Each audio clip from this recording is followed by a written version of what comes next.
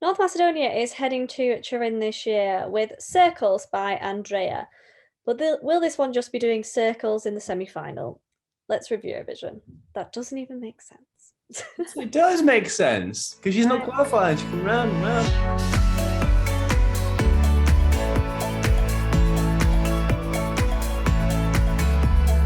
Who did they send last year? Sent here, oh, Here I Stand by that Vasil. Oh God, yeah, that was shit. That was pure like musical theatre, wasn't it? No, it's horrible. God. So yes, North Macedonia is sending Circles to Eurovision this year. Obviously, last year they sent something that was pretty much essentially just musical theatre. It was very strange for Eurovision. They had Here I Stand by Vassal. This year they've mixed it up, so we're not going to be hit with something like that this year. They're sending Circles. Jack, what do you make of it? I don't mind it really. It's quite beige. But it's like beige in like a positive beige. You know what I mean? It's like a beige with a little sort of fruity bits of yellow in there. Yeah, I mean, it's interesting enough. It's quite a generic subject matter. It's nothing groundbreaking. We've heard it all before, but I think she sings it well. It's interesting enough to listen to. I think the lyrics are maybe a little bit basic, perhaps. That's not always a bad thing, but, it's when it's on, I don't skip it particularly. I know sometimes I do. Yeah, but half the time I skip it, but then half the time I do. I don't skip it. Oh wait, no, I do. I do. Why do you skip it? It does the job. There's a slight sort of seat filler quality to it. That it's an improvement on Vassal last year. A vast improvement because that was just horrendous. And the staging, that sort of the thing, which is that's such a shame because the song was horrendous, but that staging is probably, if Sweden had sent Dotter in 2020 with that staging, they probably would have won the whole damn thing. It was that good.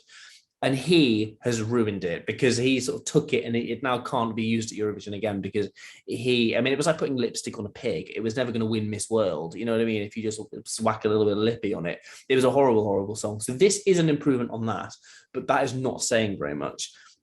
It does the job. It's pleasant enough. She sings it well. It's not groundbreaking though. Yeah, I quite like this one. I think there's quite a long build to the chorus, which I don't think helps kind of maintain engagement. But I think when you actually get there, it is quite nice. There's a lot of potential for emotion in this song as well, which I think could probably either work in her favor if that comes across, or be a bit of a disaster if she gets overly emotional and then the kind of you lose the singing and goes off key, etc., etc. But yeah, for me, I pleasantly surprised by I can't remember the last time I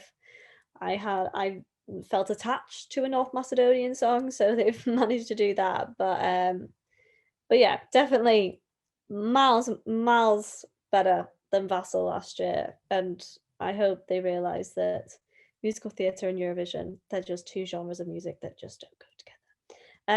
But yeah, they're performing in the second semi-final. They're among some friends, some Balkan friends. They've obviously got Montenegro in the semi as well. But yeah, do you think it's going to make it through to the final? Where have you put it personally? I think just really quickly to pick up on what you said there. What you made a point, and I can't remember what it was. About emotional, yes, okay, that's it. I'm back. So I think we've recorded how many in a row so far tonight?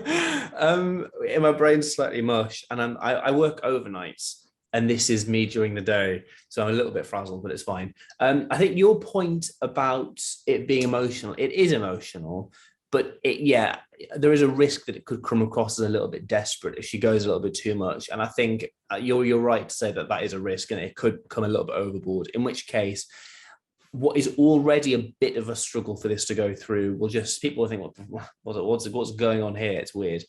I don't really see it qualifying because it'll probably sort of come like 13th or 14th in the semi, to be honest. I don't really see the televote responding to it.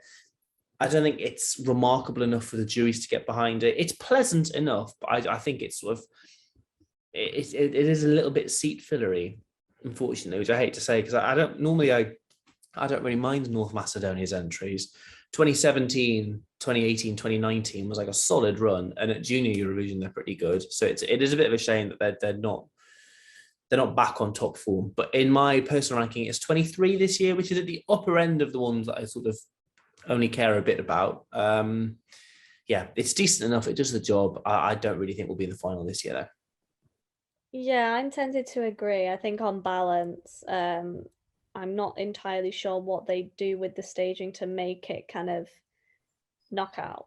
I mean, they should have saved Vassal staging for this year, clearly, although I'm not sure how that would work with this. Anyway, I mean, to be fair, it didn't really fit last year's staging either.